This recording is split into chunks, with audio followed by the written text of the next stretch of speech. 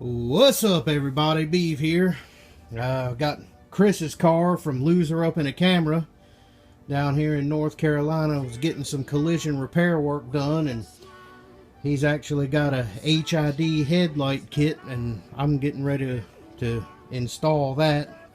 He asked me to do it for him, so I figured, I was like, yeah, I've never done one before, but we'll see how it goes. So far, the biggest, most aggravating part of this whole thing has been figuring out where I'm going to put all the stuff. And I've kind of got it, basically, I think, the way I want to route it through there. And I've got a box down here. And it comes with the harness stuff that goes around. I'm going to just mount that right there because it has a power wire. It has to come around and get to the fuse box. And we have a couple of ballast, one for each side. And I believe I'm going to mount that back in here. Terrible. There's a support for the fender that's made out of metal. And I'm going to mount that ballast back in there to that. And it'll be dry and out of the way of the headlight. And one of the other things you want to check when you get ready to do this is that the actual I can show you the factory bulb in the car. That's the size of it.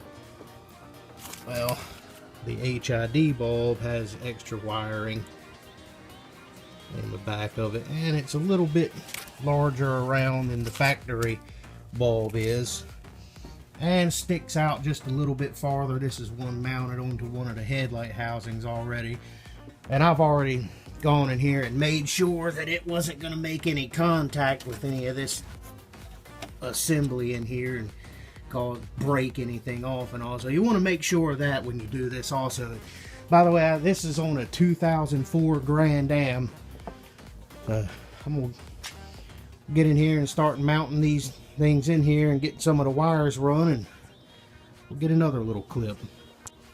Alrighty, after a little bit of fighting and fussing, y'all missed that, I'll pretty much have the ballast mounted, the wiring run. I got to do a little bit of tucking. I was able to mount my ballast in on the fender support on both sides in the same spot. I ran the wiring harness that runs from one side to the other through where the factory actually ran some wire, so I was able to use some zip ties to tie it right to that wire. Made my connection for this hot wire back here on a lug on the fuse box, and it has its own fuse. A little bit hard to get to once it's in place. I did find, if you use this kit, beware, and it may be the same on a lot of kits, this wire plugs into where the headlight of your vehicle would have normally plugged in.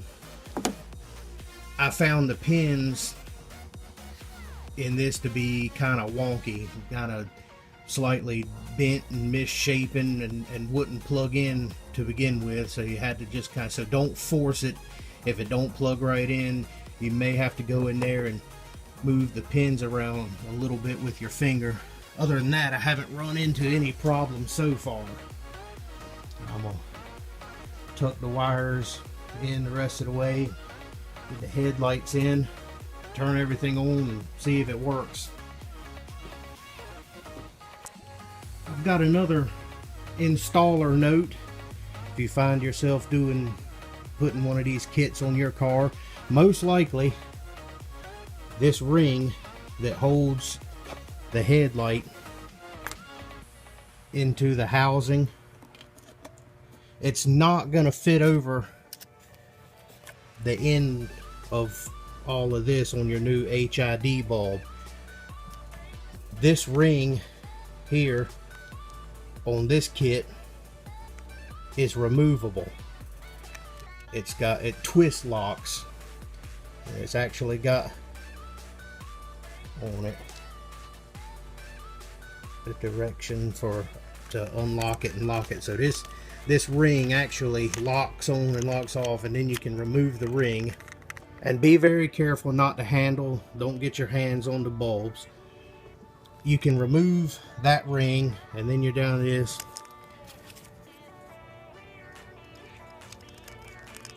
That gives you the ability to put this fastener ring on that light, and then you just put the twist lock connector back on there. And then once you have, you can get that ring on, put it back on there, pop it back together, then it's ready to mount into your headlight housing. And then this ring holds it in just like it did the factory. Alright, about to wrap this project up. Got the headlight kit in. Didn't really have any major problems. Everything powered on perfectly when I turned it on. Just a couple of little pins, you know, have to adjust them around a little bit and make sure everything plugs in nicely. All the connections had nice waterproof rubber gaskets on to keep any water out. All in all, I'd have to say it's not a half bad kit. Chris picked it up himself and sent it down with the car. There's the brand right there, Kinsun. If you have any questions about or comments about the install, or just want to know where he picked it up, leave them down in the comments. Any questions about the install, we'll try to get back to you as fast as we can. Did not have any instructions in the kit, but it's not all that hard to figure out. Everything kind of plugs in only one way. So anyway, everybody have a great evening. This has been Beav for Loser Up in the Camera. Make sure you like, subscribe, comment, check the video out, tell your friends about it. We'll see you next time. Late.